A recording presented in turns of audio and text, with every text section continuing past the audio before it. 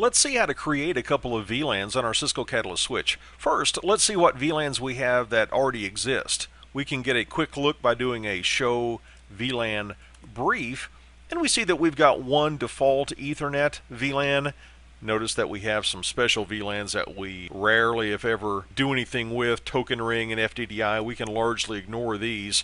We're concerned with this one though. VLAN number 1, notice that all of our ports, all of our physical ports on our switch belong to that one VLAN because we haven't carved things up yet. Let's see how we could create a VLAN maybe for accounting and for sales. Let's go into global configuration mode and let's create VLAN 100. We'll say VLAN and let's see what our range of numbers are. We could have numbers as high as 4094. I'm going to say VLAN 100. And this takes us into VLAN configuration mode.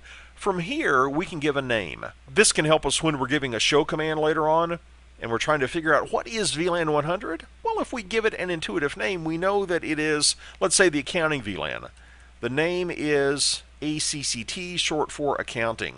Let's create a sales VLAN. We'll say VLAN 200, and we'll give it a name of sales.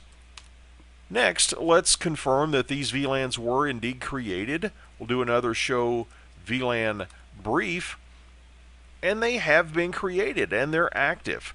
We've got VLAN 100 accounting, VLAN 200 sales, but at this point, we don't have ports belonging to these VLANs. In our next video, we're going to see how to assign ports to a VLAN. While we're talking about VLAN creation, though, let's also talk about how we would delete a VLAN.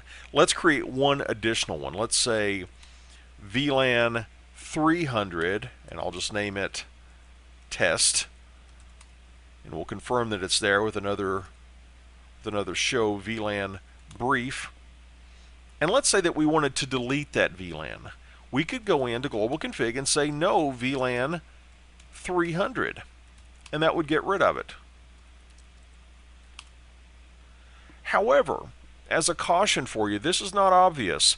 Let's say that we had some VLANs created on this switch and we decided to just wipe out the configuration. We erased the configuration, thinking we were resetting things back to factory defaults, but then we noticed when the switch came back up, even though we haven't configured any VLANs, we still have VLANs that exist. Interestingly, when we create a VLAN, that configuration is stored in a separate file on the switch. It lives in the flash. It's a storage area on the switch.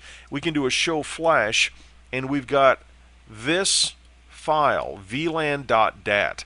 If we truly want to wipe out our configuration, and to do that we could do a write erase to wipe out the non-volatile memory, in addition to doing a write erase, and I'm not going to press enter, I don't want to wipe out my configuration, but in addition to doing a write erase to wipe out the non-volatile RAM, we would also need to do a delete flash VLAN.dat, because those VLANs that we had created previously, they would still be there, they would show up. So a couple of steps if we truly want to wipe out the configuration on our switch. I'm not going to do that now. I'm going to leave things like we have them with our two newly created VLANs, one for accounting, one for sales. Let's move on to the next video where we'll take a look at how we can start populating these VLANs.